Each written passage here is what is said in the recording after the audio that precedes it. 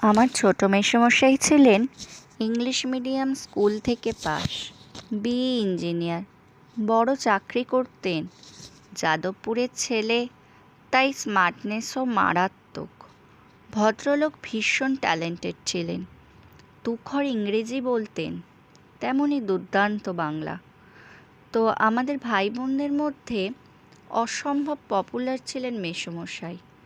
প্রায়ই আমাদের নিয়ে নানা প্রতিযোগিতার আয়োজন করতেন। কুইজ প্রতিযোগিতা, গানের লড়াই, বিজ্ঞান বিষয়ক কুইজ, এমন অনেক কিছু।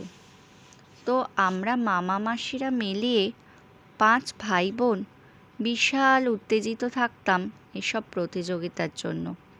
কারণ এই প্রতিযোগিতাগুলোয় বেশ আকর্ষণীয় পুরস্কার থাকতো। মেসোমশাই কলকাতা থেকে সেসব ছোট ছোট আকর্ষণীয় পেন্সিল বক্স, ব্যাগ, গল্পের বই নিয়ে আসতেন। তো আমাদের একবার প্রতিযোগিতা করা হলো। 1 ঘন্টা বাংলায় কথা বলতে হবে, একটা কথাও ইংরাজিতে বললে হবে না। মেসোমশাই আমাদের সকলের হাতে 100 টাকা করে ধরিয়ে দিলেন। তখনকার 100 টাকা মানে এখনকার অন্তত 1000 টাকা। আমরা তো আনন্দে ডগমগ। প্রতিযোগিতায় না জিতেই পুরস্কার। হাতে টাকা পেয়ে আমরা যখন লাফাচ্ছি, তখন মেসোমশাই বললেন, যে যতগুলো ইংরাজি শব্দ ব্যবহার করবে তার তত টাকা কাটা যাবে। একটা ইংরাজি বললে 1 টাকা কাটা যাবে। আমরা নিশ্চিন্ত।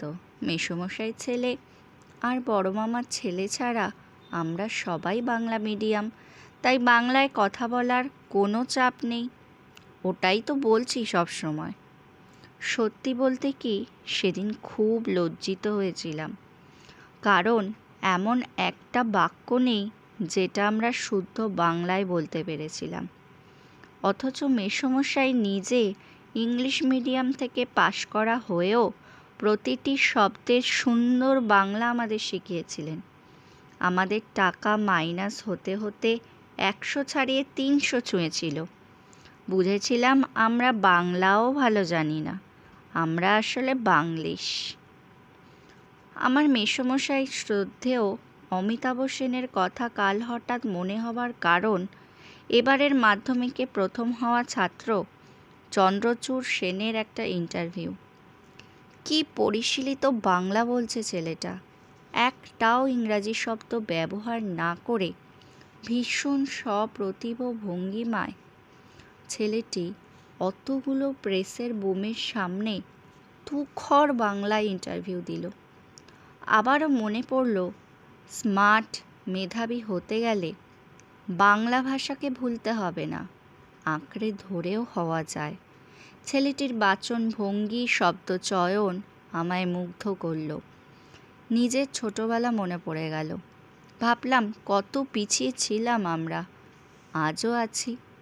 কোচবিহারের একটা বছর 16 ছেলের মার্জিত দক্ষ সাক্ষাৎকার আমায় শেখালো, এই প্রজন্ম বা সেই প্রজন্ম বলে কিছু হয় না। কিছু কিছু মানুষ দক্ষতা অর্জন করে নিজের চেষ্টায়। আরও সাফল্য মাথা নত করুক চন্দ্রচূড়ের সামনে, এই কামনা করি। কলমে অর্পিতা সরকার।